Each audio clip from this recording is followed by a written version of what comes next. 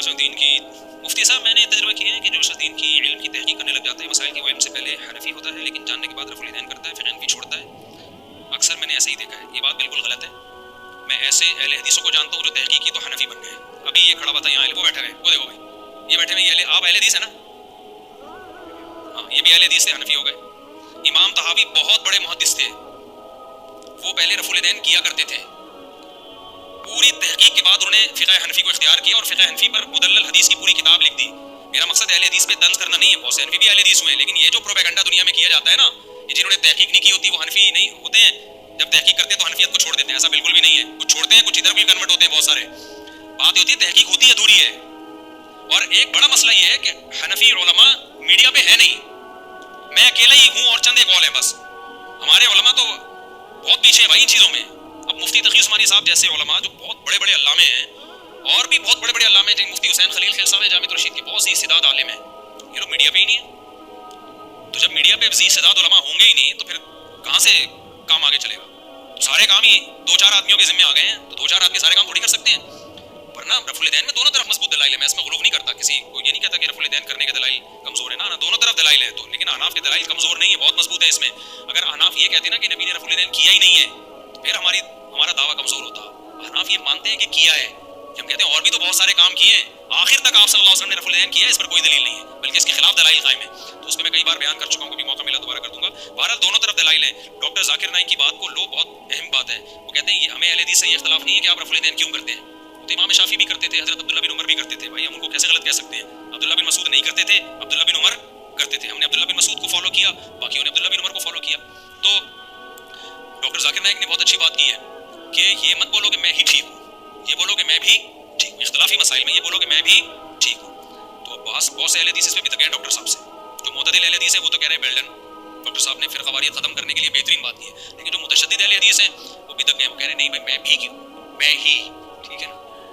تو ڈاکٹر صاحب جان بچا کے نکل گئے، عزت کے ساتھ شکر ادا کرو. پاکستانیوں کے اتنے چڑھ گئے تھے، وہ بہت بڑا غرق کرنا تھا ہم لوگوں نے ان کا. اور جو ڈاکٹر ذاکر نائک کی محنت ہے نا، ہم یہی کہہ رہے ہیں فرقہ واریت ختم کرنے کی اصل طریقہ یہ ہے. یہ نہیں ہے کہ میں ہی ٹھیک ہوں بس، ظرف پیدا کرو، اس سے فرقہ واریت ختم ہوگی. ہاں کچھ مسائل ایسے ہیں اس میں اختلاف کی گنجائش نہیں ہے. عقیدہ توحید میں تھوڑی ہم اتنا ظرف پڑا رکھ سکتے ہیں کہ یہ بھی ٹھیک ہے تو وہ قبر پرستی بھی ٹھیک ہے تو بغیر قبر کے بھی ٹھیک ہے. نا ایسا نہیں ہوتا بھائی، قبر پرستی ٹھیک نہیں ہے. فروعی اختلافی مسائل میں یہ بھی ٹھیک ہے وہ بھی ٹھیک ہے. شکر ہے عزت کے ساتھ چلے گئے ڈاکٹر صاحب، ورنہ ہر فرقے نے جو ان کو گھسیٹا ہے نا اپنی طرف، کہتے تھے بھائی صاحب یہی رہ گیا تھا. بھائی صاحب کیا کر رہے بھائی صاحب؟ جی میرے بھائی، اگر کوئی دباؤ میں آ کے یا کسی کے پریشر میں آ کے کوئی ایسی سچویشن میں کوئی کسی کو ورغلا رہا ہے کہ آپ طلاق دو اور کسی نے اسی طرح پریشر میں آ کے 3 دفعہ بول دیا تو اس سے طلاق ہو جاتی ہے.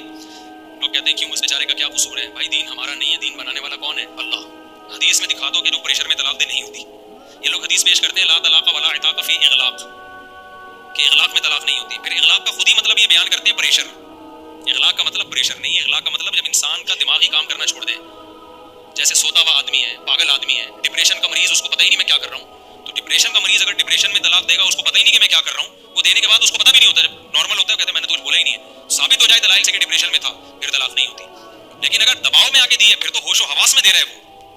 اب آپ کہہ سکتے ہو اس کا کیا قصور ہے؟ بھائی 2 مصیبتوں میں سے بڑی مصیبت کو اس نے اختیار کیا ہے. ایک مصیبت کی جان جائے گی، دوسری مصیبت کی بیوی جائے گی.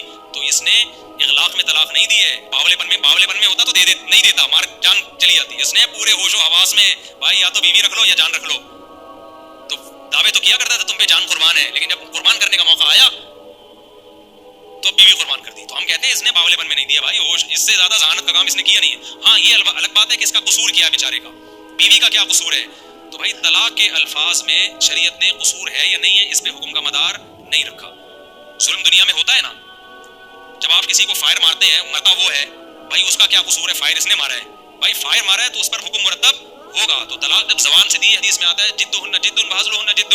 طلاق میں مذاق بھی حقیقت اور حقیقت بھی حقیقت. کیا مطلب؟ طلاق میں آپ کی نیت پر حکم کا مدار نہیں ہے، زبان پہ رکھا ہے طلاق کو، تو اس لیے دے دیے تو ختم. تو اب اس میں یہ ضرور ہے کہ ظلم ہوا ہے. ظلم کا پھر یہ کہ اس کو جس نے دلوائی ہے اس کو سزا ملے گی، پنشمنٹ ہوگی. اور پھر کچھ ہیلے بھی ہیں. کسی کو اگر یہ خطرہ ہو نا مجھ سے کوئی زبردستی طلاق دلوائے گا تو علماء اس کو ہیلے بھی بتاتے ہیں، کچھ تدبیریں بتاتے ہیں کہ اس طرح سے طلاق دو تو پھر نہیں ہوگی. اب ہیلے اناؤنس نہیں کیے جاتے کہ لوگ اس کو ڈرامے نہ بنا لیں نا، پھر جہاں ضرورت نہ بھی وہ اس ہیلے کو استعمال کریں. تو دباؤ میں اگر کوئی یہ سمجھتا ہے کہ طلاق کوئی مجھ سے دلوا رہا ہے تو کچھ اس کی تدبیریں ہیں کہ وہ اس طرح سے طلاق دے. مثال کے طور پر وہ ایک کی نیت کر لے سمجھ رہے ہو؟ وہ کہہ کہ میں ایک دفعہ دے رہا ہوں، اے اللہ تو گواہ رہنا دل میں، لیکن اسی ایک لفظ کو میں سنانے کے لیے 3 دفعہ دہراؤں گا. سمجھ رہے ہو؟ پکی ڈھکی نیت کرے، پہلے ایسا نہ ہو کہ 3 دے دے بعد میں کہ چلو میں ایک ہی نیت کر رہا ہوں، پھر نیت معتبر نہیں ہے. ویسے تو 3 طلاق ایک ہی نیت سے اگر کوئی دیتا ہے تو بعد میں اس کا دعویٰ قبول نہیں ہوگا گواہوں کے بغیر. نبی نے قبول اس لیے کیا کہ وہ دور نیکی کا تھا، اب تھوڑی ہوتا تو کوئی بھی دیتا رہے گا، تو نارملی یہ دعویٰ قبول نہیں ہے. لیکن ایسے موقع پہ جہاں مجبوری ہو تو وہاں یہ تدبیر اختیار کی جا سکتی ہے. سمجھتے ہو؟ لیکن بہرحال دباؤ میں، ہاں تحریری طلاق اگر دباؤ میں دی ہے، بہت زیادہ دباؤ تھا، پھر طلاق باقی نہیں ہوتی. وجہ اس کی ہے کہ شریعت نے زبان پہ حکم کا مدار رکھا ہے، تحریر زبان کی عکاس ہوتی ہے. تو جب آپ دباؤ میں ہو تو تحریر زبان کی ترجمانی نہیں کرنی ہوتی. اس لیے علماء کہتے ہیں کہ دباؤ میں ریٹن طلاق نہیں ہوتی، لیکن وہ دباؤ ہو. ہمارے پاس کیس آتے ہیں کہ میں نے دباؤ میں دی ہے، کیا دباؤ تھا؟ کہنا ایکچولی بہت ٹینشن میں تھا، تحریری طلاق دی. ابے کیا ٹینشن تھی تجھے؟ کہہ رہے یار بہت. ابے تو منہ سے پھوٹنا کیا مسئلہ تھا؟ کہہ رہے میں چاہتا ہی نہیں تھا کہ اس کو طلاق دوں، تو اس لیے میں نے لکھ کے دے دی. تو یہ کوئی دباؤ تھوڑی ہے، جب چاہتا نہیں تھا تو دے کیوں دی؟ کہہ رہے میرے ابا ڈانٹ رہے تھے مجھے بہت زیادہ، ابا نے کہا تھا بہو، میں دباؤ میں آ گیا. صحیح ہے نا؟ دباؤ یہ ہوتا ہے گن پوائنٹ پہ دلوا دی، یا خدا نخواستہ ڈر ہے طلاق نہیں دی، ابا کو ہارٹ اٹیک ہو رہا ہے یا بیوی کو ہارٹ اٹیک ہو جائے گا یا میں خود مر جاؤں گا، کوئی جان مان کا کوئی مسئلہ ہو تو پھر دباؤ ہوتا ہے. یہ بہو کر دیا اس کو دباؤ. ایسے ہوتے ہیں. میں پوچھ رہا ہوتا ہوں بھائی دباؤ تو بتاؤ نا. کہہ رہے میرے سر پہ کھڑے ہوئے تھے. تو بھائی سر پہ ہی کھڑے ہوتے ہیں، پاؤں پہ کوئی بھی کھڑا نہیں. پاؤں پہ کھڑا ہوتا ہے تیری چیخیں نکل جاتی. سر پہ کھڑا ہونا دباؤ تھوڑی ہے. اتنا ہو کہ آپ کو لگے کہ یار واقعی آپ نہیں دینا چاہ رہے تھے، تو پھر تحریری نہیں ہوتی، زبانی ہر صورت میں ہو جاتی ہے. سمجھتے ہو؟ اور دباؤ میں طلاق کا اور بھی ہیلا ہے، لیکن ایسے کرنے سے پھر لوگ غلط استعمال کرنے کا خطرہ ہوتا ہے. اس لیے کوئی کسی کو خطرہ ہو تو وہ آگے پتہ کر لے. ارشاد. السلام علیکم. میرا دوست ہے، ایک ٹیکسٹائل کمپنی میں ہوتا ہے وہ. تو اس کو کسی نے بولا ہے کہ آپ کی آمدنی حرام ہے، ایکسپورٹ مارکیٹنگ میں ہوتا ہے، کیونکہ اس نے مسئلے بتائے اس کے جو نا اس کو بیسیکلی یو کے آرڈرز ہیں. اچھا میں ایک ان کی بات مکمل کر لوں، مجھے ایک اور دے. ایک صاحب نے کلپ بنایا جہلم علی سرکار نے، اس نے کہا کہ دباؤ میں تو کفر نہیں ہوتا، طلاق کہاں سے ہو جائے گی؟ قرآن میں اللہ نے کہا ہے نا کہ الا من اکرہ وقلبہ مطمئن بالایمان، کسی نے زبان سے کلمہ کفر کہا اور اس پہ دباؤ تھا کہ اس کو جان سے مار دیا جائے گا، تو اللہ کہتے ہیں اس کا کلمہ کفر معاف ہے، وہ کافر نہیں ہوگا. مسئلہ بھی یہی ہے. تو وہ پھر اس نے سوال اٹھائے، بتاؤ کفر بڑا مسئلہ ہے، طلاق بڑا مسئلہ ہے یا کفر؟ کافر ہونا بڑا مسئلہ ہے. تو جب دباؤ میں کافر نہیں ہوتا تو طلاق تو ہلکی چیز ہے، وہ کیسے ہو جائے گی؟ ایک طرف تو یہ کہتے ہیں ہم قیاس ویاس کو مانتے نہیں، اوپر سے قیاس جب کرتے ہیں تو اتنا غلط کرتے ہیں کہ انڈے کو مچھلی پر قیاس کر رہے ہو آپ. بھائی کفر کا تعلق دل سے ہے، زبان دل کی عکاسی کرتی ہے. جب ایک آدمی پہ جان کا خطرہ ہے اور وہ زبان سے کلمہ کفر کہہ رہا ہے، تبھی قرآن میں کہا وقلبہ مطمئن بالایمان، دل میں ایمان ہی ہونا چاہیے. دل سے کہے اللہ میں کافر نہیں ہو رہا، صرف اوپر سے ہو رہا ہوں. تو اس لیے ایمان کا تعلق کس سے ہے؟ دل سے. زبان اس دل کی عکاسی کر رہی ہوتی ہے. جب دباؤ میں ہوگا تو زبان عکاسی کر ہی نہیں رہی ہے. لیکن طلاق کا تعلق دل سے نہیں ہے، کس سے ہے؟ زبان سے. دل میں آپ کی نیت ہو اے اللہ میں نیت کرتا ہوں طلاق نہیں ہو، اور آپ نے بیگم سے کہا تمہیں طلاق پھر بھی ہو جائے گی. سمجھ رہے ہو؟ تو طلاق کا تعلق دل میں آپ نے سوچا کہ میری بیوی کو طلاق، دل میں آپ نے بہت مضبوط سوچا کہ ہو گئی ہوگی، جب تک منہ سے نہیں پھوٹو گے نہیں ہوگی. جبکہ دل میں آپ نے پکا عزم کر لیا کہ میں کافر ہوں، منہ سے نہیں بھی نکالو گے کافر ہو جاؤ گے. تو اس لیے طلاق کو کفر پہ قیاس نہیں کیا جا سکتا. اور اس بارے میں ایک حدیث بھی ہے، یہ لوگ کہتے ہیں اس کی سند ضعیف ہے لیکن اس کی سند ٹھیک ہے. میں حدیث کی موقع ملا تو تحقیق کروں گا. ایک صحابیہ کے ساتھ ایسا ہوا کہ ان کے شوہر نے، ان کے صحابیہ نے اپنے شوہر کے گلے میں چھوڑا رکھ کے بولا مجھے طلاق دو. یہ حدیث سناتے ہوئے بھی ڈر لگتا ہے. تو انہوں نے دے دی. تو جب نبی کے پاس آیا آپ نے فرمایا لا قیل فی الطلاق، طلاق میری ورزگیر نہیں ہوتا، زبان سے دے دی ہو گئی ہے.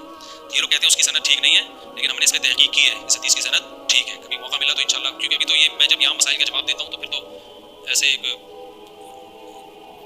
جو روانی کے ساتھ جو جواب آ رہے ہوتے ہیں وہ دے رہا ہوتا ہوں نا. تحقیق تو ہم نے کی بھی ہوتی ہے، وہ تحقیق رکھی بھی ہوتی ہے، تو موقع ملا تو وہ تحقیق انشاءاللہ ڈال دیں گے. ابھی تو صرف بتانے کا مقصد ہے کہ لوگ ہمیں یہ سمجھ رہے ہوتے ہیں کہ دلیل نہیں ہے، تو دلیل ولیل سب ہم تحقیق کر کے بیٹھے ہو چکے ہوتے ہیں. سمجھتے ہو یار؟ وہ بیچارے پولیس والے بھی میری وجہ سے بیٹھے ہوئے ہیں، بیان ختم کرتا ہوں، ان کو بھی میری وجہ سے اتنی دیر، کیونکہ پولیس موبائل آتی ہے نا آج کل. یہ تھانے کا ہم پر احسان ہے، اللہ ان کو جزائے خیر دے کہ ہم نے تو نہیں بولا ہوتا، لیکن یہ جب سے مسائل زیادہ کھڑے ہوئے ہیں، رینجرز والے بھی آتے ہیں، پولیس والے بھی آتے ہیں، تو اتنے پولیس والے نالائق ہوتے نہیں جتنا ہم سمجھتے ہیں.